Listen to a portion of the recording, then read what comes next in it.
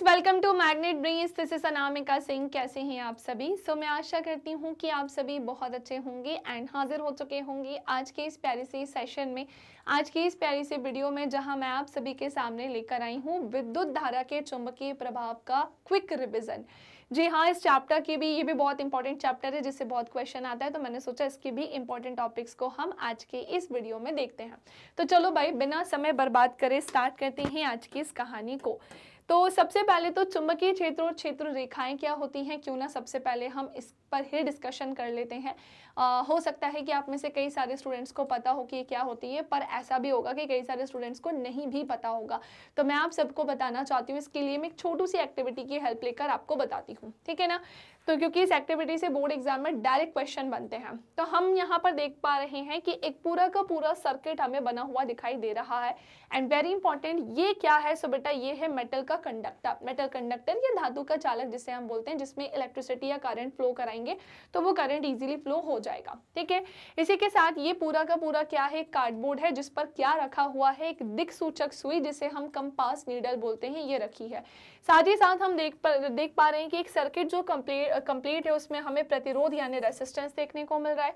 Ammeter का भी use किया गया है, यहाँ पर बैटरी भी है और साथ ही साथ की भी है। तो एक बैटरी को, एक सर्किट को पूरी तरह से कंप्लीट करके अगर हम करंट को प्रोवाइड कराते, करंट को फ्लो कराते हैं, तो आपको भी पता है कि करंट हमेशा पॉजिटिव टर्मिनल से ही बेटा किसकी तरफ जाता है? नेगेटिव टर्मिनल की तरफ जाता है। कहां से कहां जाता है? सो ये हमेशा पॉजिटिव टर्मिनल से नेगेटिव टर्मिनल की तरफ जाता है, ठीक है। अब मेरी बात ध्यान से सुनो, जब करंट इस डायरेक्शन में फिट अप फ्लो होगा ना, तो वेरी इंपॉर्टेंट, यहाँ पर ये पूछा जा रहा है कि इस दिक्सूचक सुई का क्या होगा। इसमें विक्षेपण देखने को मिलेगा या नहीं, इसमें डिफ्लेक्शन देखने को मिलेगा या नहीं। तो मैं आप सबको बता दूं कि इसमें डिफ्लेक्शन देखने को मिलेगा, या कह सकते हैं विक्षेपण देखने को मिलेगा, जैसे ही करंट यहाँ पर फ्लो होता है और ये अपने चारों तरफ जो है चुंबकीय क्षेत्र रेखाओं को जो है उत्पन्न करेगा। मतलब ऑटोमेटिकली इसके चारों तरफ चुंबकीय क्षेत्र रेखाएं उत्पन्न होंगी। सो धातु के चालक से विद्युत धारा प्रवाहित कराने पर दिक्सूचक सुई यहाँ पर डिफ्लेक्ट होती है, विक्षेपित होती है। इसी के साथ ये पूरी कहानी मैंने जो तुम्हें बताई है, इसमें जो कंपास नीडल है, उसकी जो नीडल है यानी कि जो सुई है, वो बेसिकली एक बार मैग्नेट की तरह काम करती है। बार मैग्नेट, ये आपके सामने क्या है? सो बेटा, यही है बार मैग्नेट। इसी को ही हम क्या बोलेंगे? सो यही क्या है बच्चे? बार मैग्नेट है। और मैं आप सभी को बताना चाहती हूँ कि ये है बार मैग्नेट का साउथ पोल, और ये कौन सा पोल हो जाएगा बच्चे? नॉर्थ पोल होगा। क्या बोला है? साउथ पोल और नॉर्थ पोल। जिसमें क्या होगा ना, करंट हमेशा, करंट कह रहे हैं, मैग्नेटिक फील्ड जो है ना, वो कहाँ से निकलेगी? सो ये नॉर्थ से साउथ की तरफ ही जाएगी, हमेशा यही होता है। और ये कभी भी इनकम्प्लीट नहीं होती है, बल्कि पूरी तरह से ये कंप्लीट इस तरह से होती है और नॉर्थ से साउथ की तरफ ऐसे जाती है। समझ पाए कि नहीं समझ पाए कहानी? तो ऐसे ही कंपास नीडल की जो नीडल है, वो जो सुई है, वो किसकी तरह, उसकी जो नीडल है, वो नॉर्थ पोल और साउथ की तरफ, साउथ पोल की तरफ ऑटोमेटिकली काम करती है। चलो, अब बात आती है चुंबकीय क्षेत्र रेखाएं। तो मैंने यही बताया आप सभी को अभी कि जो चुंबकीय क्षेत्र रेखाएं हैं, इनका जो पैटर्न है वो कुछ इसी तरह से अरेंज होता है, नॉर्थ से साउथ की तरफ ही होता है। और सुनो, ये आपस में ऐसी नहीं है, गलत है ये तरीका। ये नॉर्थ से निकली है, साउथ में से गई है और अंदर जाके मिल गई है। ऐसे नॉर्थ से निकली है, साउथ में गई है, अंदर जाकर इस तरह से मिल गई है, और इसी तरह से ये पैटर्न में क्या है? अरेंज है। समझ पाए कि नहीं? चलो, एक छोटू सी एग्जाम्पल मैं तुमको बताती हूँ कि मैंने क्या लिया है भाई, कार्डबोर्ड लिया है या कोई शीट ली है या पेपर लिया है, उस पर मैंने लोहे की क्या कर दिया है, बहुत सारे चूर्ण या चूरा जो होता है उसको ऐसे ये बार मैग्नेट के चारों तरफ जो है छिड़का दिया है या रख दिया है, फेंक दिया है, ऐसे ऐसे करके डाल दिया है। और जैसे ही मैं इस पे ऐसे ऐसे करती हूँ ना, तो ये क्या होगा? एक पैटर्न में अरेंज होगा। आप ध्यान से देखो, ऐसा नहीं है कि अलग अलग चीजें दिखाई दे रही है, नहीं, हम देख रहे हैं कि ज्यादा मात्रा यहाँ पर और यहाँ पर दिखाई दे रही है, और ये कुछ इस तरह के पैटर्न में क्या है बच्चे? अरेंज है। कोई डिफरेंट पैटर्न दिखाई नहीं दे रहा है। तो यहीं पर ये चुंबकीय क्षेत्र रेखाओं को बताने का काम कर रही है। सो क्षण चुंबक के निकट का लोह चूर्ण स्वयं भी चुंबकीय क्षेत्र रेखाओं के अनुदिश संरेखित हो जाता है, ऑटोमेटिकली अपने पैटर्न में क्या हो जाता है? अरेंज हो जाता है। और इसका एक्चुअल पैटर्न क्या होता है? ये होता है। इसी को हम क्या बोलते हैं? चुंबकीय क्षेत्र, मैग्नेटिक फील्ड, जिसकी रेखाएं तुम्हें यहाँ पर दिखाई दे रही है, लाइंस यहाँ पर दिखाई दे रही है। चलो, एक और कहानी हम यहाँ पढ़ते हैं जो तुम्हारे लिए बहुत इंपॉर्टेंट है जानना, जो कि है right hand thumb rule. Maxwell का नाम आपने सुना ही होगा, और अगर नहीं सुना है तो मैं बता देती हूँ। मैक्सवेल ने ही हमें ये राइट हैंड थंब रूल दिया। जिसके लिए तुम्हें 3 इंपॉर्टेंट चीजें पता होनी चाहिए। एक, करंट की डायरेक्शन क्या है, दूसरी चीज की हमने कंडक्टर को कैसा पकड़ा है, और तीसरी चीज की बेटा जो चुंबकीय क्षेत्र रेखाएं हैं वो कैसी जा रही हैं। और इसे पढ़ने के पहले मैं 2 चीजें तुम्हें बता दूं एक क्लॉक को लेकर, ठीक है ना। ये रही एक क्लॉक जिसमें ये 12, 6, 3, इसे प्रॉपर बना लूं मैं, ये रहा 9, सो 12, 3, 6 और क्या हो जाएगा बच्चे, 9 हो जाएगा, ठीक है। अब ये क्या होगा, फिर हम इसे पूरा कंप्लीट कर लेते हैं, है ना, आधा थोड़ी छोड़ेंगे। सो ये 1B, 2, 3, 4, 5, 6, 7, 8, 9, 10 और क्या हो जाएगा बेटा, 11 हो जाएगा। सो भैया घड़ी में 12 भी बजेंगे, 1 भी बजेंगे, 2 भी बजेंगे, 3 भी बजेंगे।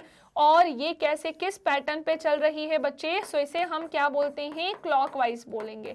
और यहीं पर अगर मैं इसे क्या कर दूं, अगर ये 12 है ना, और पहले तो इसे भी कंप्लीट कर दो, ये 4, ये 5, 6, 7, 8, 9, 10, 11, तो 12, अगर 11, फिर 10, 9, 8 ऐसा चल रहा है। मतलब ये कैसा चल रहा है बेटा, उल्टा चल रहा है। सो इसे हम क्या बोलते हैं, ये हमारा होता है एंटी क्लॉकवाइज। इसे हम क्या बोलेंगे, एंटी क्लॉकवाइज बोलेंगे। दोनों चीजें क्लियर हो गई। होता यह है कि अगर किसी कंडक्टर को बच्चे, मैंने इसे ऐसे पकड़ के रखा है, क्या कहा मैंने कि किसी कंडक्टर को ऐसे पकड़ के रखा है, तो मेरा थंब कहाँ जा रहा है, ऊपर के साइड जा रहा है।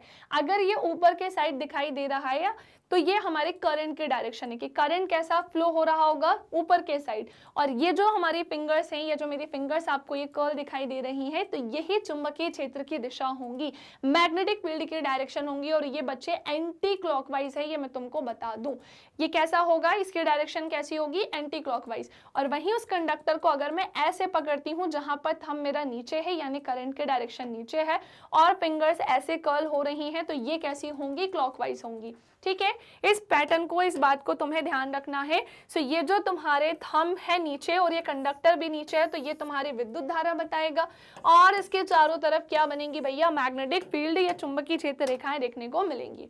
नाउ नेक्स्ट आते हैं एक और कहानी पढ़ने के लिए। अगर तुम्हें मेरी ये पूरी भाषा समझ में आ गई तो तुम्हें सर्कुलर लूप समझ में आ जाएगा। तो सुनो, विद्युत धारावाही वृत्ताकार पौष के कारण चुंबकीय क्षेत्र, वृत्ताकार पौष की अगर मैं बात करूं, इसे इंग्लिश में हम सर्कुलर लूप बोलते हैं। सर्कुलर लूप क्या होता है, सो मैंने लिया एक मेटल का वायर, ठीक है, और मैंने कुछ इसे इस पैटर्न में क्या कर दिया है, अरेंज कर दिया है। और बच्चे इसे हमने एक बैटरी और की से भी क्या कर दिया है, जोड़ दिया है। नाउ ये पूरी तरह से एक सर्कुलर लूप में कन्वर्ट हो गया है। अब क्या होगा, करंट को फ्लो कराएंगे हम, और आपको तो पता है कि करंट पॉजिटिव से नेगेटिव टर्मिनल की तरफ जाएगा। सो करंट जो है भाई वो ऐसे फ्लो होना स्टार्ट होगा, और जब ऐसे जाएगा तो इसके चारों तरफ तुम्हें, चाहे वो यहाँ हो, यहाँ हो, यहाँ हो, कहीं पर भी हो, चुंबकीय क्षेत्र रेखाएं देखने को मिलेंगी। ध्यान से सुनो।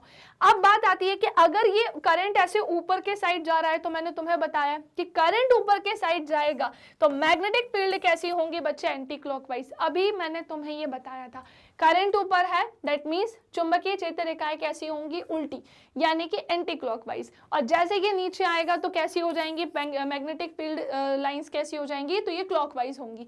एक टाइम ऐसा भी आएगा इन मैग्नेटिक फील्ड का कि बीच में एक स्ट्रेट लाइन तुम्हें देखने को मिलेगी, एक सीधी रेखा ही केवल देखने को मिलेगी।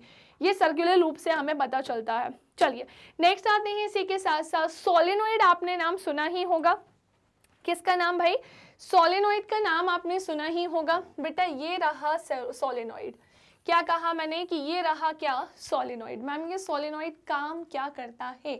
सो बच्चे मेरी बात बहुत ध्यान से सुनिएगा कि ये जो सोलेनोइड है, अगर इसी भी मैं एक बैटरी और की से कर देती हूँ कनेक्ट, और इसमें अगर मैं करंट फ्लो कराती हूँ, सो ऑटोमेटिकली इसके जो कॉर्नर्स है वो पोल्स की तरह काम करने लगेंगे, एक साउथ पोल की तरह और एक नॉर्थ पोल की तरह। ऑटोमेटिकली ऐसा होता ही है। सो मैंने इसे एक बैटरी से कनेक्ट कर दिया और की से कनेक्ट कर दिया। अब क्या होगा बेटा, सो होगा ये कि एक साउथ पोल की तरह काम करेगा और एक ऑटोमेटिकली किसकी तरह, नॉर्थ पोल की तरह काम करेगा। करंट ऐसी ही डायरेक्शन में फ्लो होगा, है ना, ऐसे जाएगा करंट पॉजिटिव से नेगेटिव टर्मिनल की तरफ। लेकिन जो चुंबकीय क्षेत्र रेखाएं है ना, वो हमेशा नॉर्थ से साउथ की तरफ जाएंगी। किससे किसकी तरफ, नॉर्थ से साउथ की तरफ। और ये चुंबकीय क्षेत्र रेखाएं एक दूसरे को कभी भी इंटरसेक्ट नहीं करती हैं, काटती नहीं है।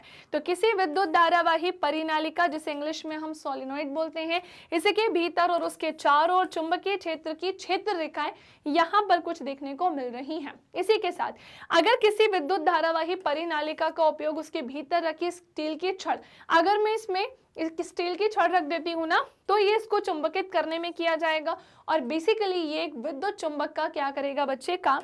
तो इसे भी यहाँ पर बता दिया। चलिए नेक्स्ट आते हैं, अब हम चुंबकीय क्षेत्र में किसी विद्युत धारावाही चालक पर बल को डिस्कस करते हैं। आपने फ्लेमिंग नाम के साइंटिस्ट या वैज्ञानिक के बारे में सुना ही होगा। फ्लेमिंग एक ऐसे साइंटिस्ट थे जिन्होंने एक लेफ्ट हैंड रूल के बारे में हमें बताया। मैक्सवेल ने राइट हैंड थंब रूल दिया है और फ्लेमिंग ने लेफ्ट हैंड रूल दिया है, जिसे हम फ्लेमिंग का वाम हस्त नियम के नाम से भी जानते हैं। सो यहाँ पर ये जो तीन चीजें हैं हमें तीन अलग चीजों के बारे में इंडिकेशन देने का काम कर रही हैं। जैसे ये जो हमारा थंब यानी कि बच्चे जो अंगूठा है, ये जो चुंबकीय क्षेत्र, ये वाली जो उंगली है, ये हमारी चुंबकीय क्षेत्र यानी मैग्नेटिक फील्ड के बारे में बता रही हैं। इसी के साथ ये भी हमारी एक चीज का काम कर रहा है। जैसे किस किस चीज के बारे में बताया जा रहा है भैया, विद्युत धारा के बारे में बताया जा रहा है, एक बल को बताएगा और एक बेटा चुंबकीय क्षेत्र के बारे में बताएगा। तो तीनों ही चीजें हमें किसने बताई है, सो ये फ्लेमिंग के लेफ्ट हैंड रूल से हमें पता चलता है। अब सुनो, हम यहाँ पर एक और लास्ट टॉपिक देखने जा रहे हैं जो कि है घरेलू विद्युत परिपथ। इंग्लिश में से हम डोमेस्टिक इलेक्ट्रिक सर्किट के नाम से जानते हैं। सो भाई आपको यहाँ पर कुछ वायर्स के बारे में पता होना चाहिए, अदरवाइज वो आपस में मिलेंगे तो यहाँ शॉर्ट सर्किट होने के चांसेस हो जाते हैं और भी तरह तरह की चीज़ें होती हैं। अब ध्यान से सुनो, एक होता है बेटा भू संपर्क तार, जो हमारे यहाँ घरों में जो सॉकेट्स हम यूज़ करते हैं उसमें ये वाला जो बड़ा वाला होल आपको दिखाई दे रहा है, इससे क्या कनेक्ट होता है, तो इससे भू संपर्क तार जो है वो जुड़ा हुआ होता है। एक होता है विद्युन्मय तार जो कि रेड वायर होता है, एक होता है न्यूट्रल वायर जो कि उदासीन तार होता है।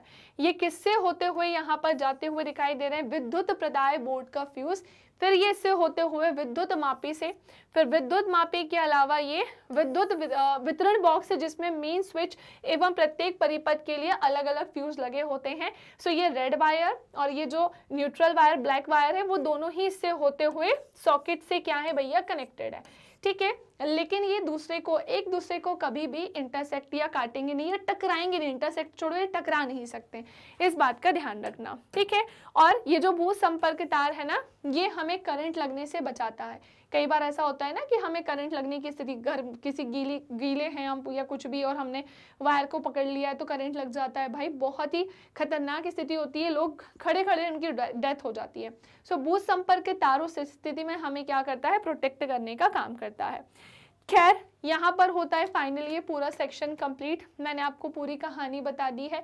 चुंबकीय क्षेत्र और क्षेत्र रेखाएं क्या होती हैं, चुंबकीय क्षेत्र कैसा दिखाई देता है, कैसे बनता है ना। इसी के साथ हमने मैक्सवेल का राइट हैंड थंब रूल जाना, हमने सर्कुलर लूप को डिस्कस किया, हमने सोलेनॉइड को जाना है, हमने चुंबकीय क्षेत्र में किसी विद्युत धारावाही चालक पर बल जिसके लिए हमने फ्लेमिंग का लेफ्ट हैंड रूल डिस्कस किया, और सबसे लास्ट में हमने डोमेस्टिक इलेक्ट्रिक सर्किट्स के बारे में जाना। दैट्स इट, ये होता है यहाँ पर फिनिश। एंड फाइनली आपका ये वाला वीडियो खत्म हो गया है। कैसा लगा है, लाइक करना है, शेयर करना है और सारे सेक्शंस आपको समझ में आ गए। सो कमेंट सेक्शन में बताना है कि वीडियो आपको कैसी लगी। मिलेंगे अब हम हमारी नेक्स्ट वीडियो में, तब तक के लिए bye bye, take care, thank you class.